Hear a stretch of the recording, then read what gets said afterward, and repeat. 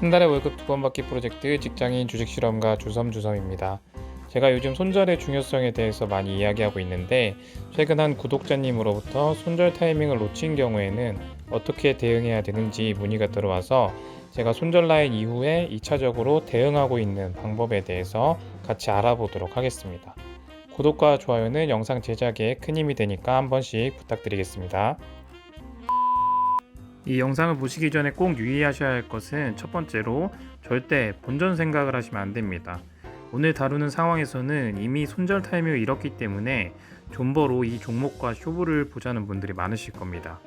이런 마인드로 버티다가 주가가 조금 올라오면 본전까지 버티고 탈출하겠다고 생각하실 수 있는데 이렇게 욕심을 낼 경우에는 눈물의 후름라이드를 맛보실 수 있기 때문에 이 종목에서 손실을 만회하겠다가 아니라 이 종목에서 빨리 탈출하고 다른 종목에서 손실을 만회하겠다는 마인드셋을 가지셔야 합니다. 두 번째로 손절한 이후에 차트 흐름으로 후회를 하시면 안 됩니다. 예를 들어서 종목을 모두 손절하고 난 며칠 후에 갑자기 급등이 나오게 되면 조금 더 들고 있을 걸이라는 후회를 할 수 있습니다. 물론 당장이야 아쉽긴 하겠지만 이런 경우에 후회를 하게 되면 추후에 같은 상황이 올 때 다시 존버를 할 가능성이 높게 되고 결국엔 매매 습관까지 망쳐버릴 수 있습니다. 제가 오늘 말씀드릴 내용은 단기적인 관점에서 손실을 줄이는 방법이기 때문에 이후의 차트 향방까지는 정확하게 예측할 수 없습니다. 다만 주식은 확률 게임이기 때문에 높은 확률에 베팅을 해야 되고 이미 차트가 무너진 종목에서 급등을 기대하는 것은 낮은 확률에 위험한 베팅을 하는 결과를 낳게 됩니다. 따라서 이 종목을 발바닥이 아닌 정강이에서 판 것에 만족해야 되고 이후에는 손절한 종목을 추종할 시간에 상승할 확률이 높은 종목을 다시 찾아내는 것이 중요하다고 할 수 있습니다. 그럼 지금부터 손절 타이밍을 놓친 주식 어떻게 대응해야 될지 종목들을 보면서 말씀드리도록 하겠습니다.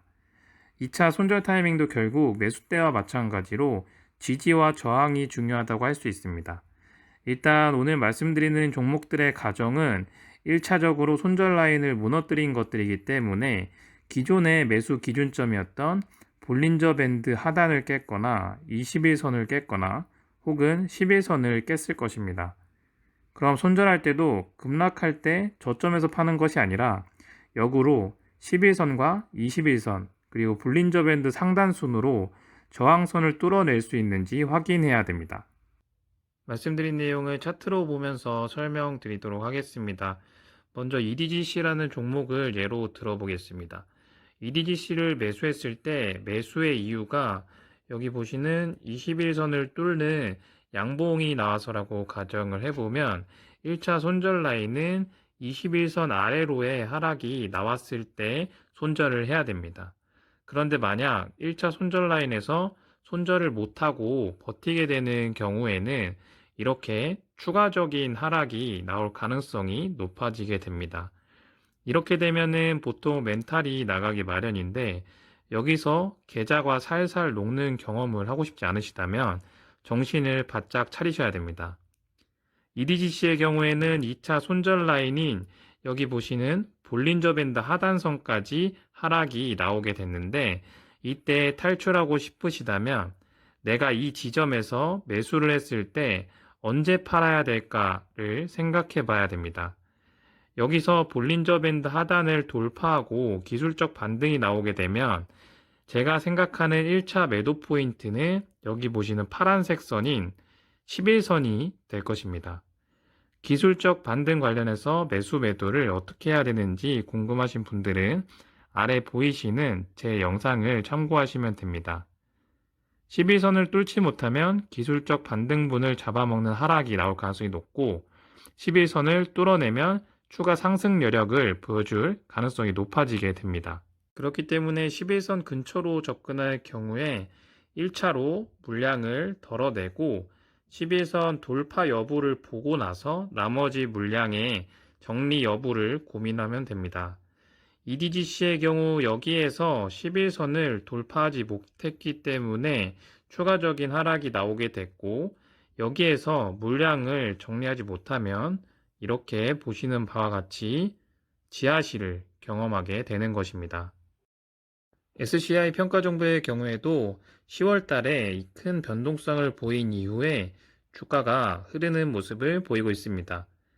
제가 만약 10월경에 이 주식을 사고 물렸다고 가정했을 때 매수 이유는 이 분홍색의 5일선이 될 것 같습니다. 그럼 5일선을 깨는 차트가 나오게 되면 매수의 이유가 사라지기 때문에 손절을 해야 됩니다. 그럼 1차 손절 라인이 5일선이 되는데 여기에서 만약에 탈출을 못했다. 이 경우에는 급락 후에 기술적 반등의 관점에서 여기 보이시는 이 파란색 선 11선 근처에서 일부 물량을 매도한 후에 돌파 여부를 확인해야 됩니다. 그렇게 되면 이 11선 근처인 부분에서 물량은 일부 덜어내고 추이를 지켜봐야 됩니다.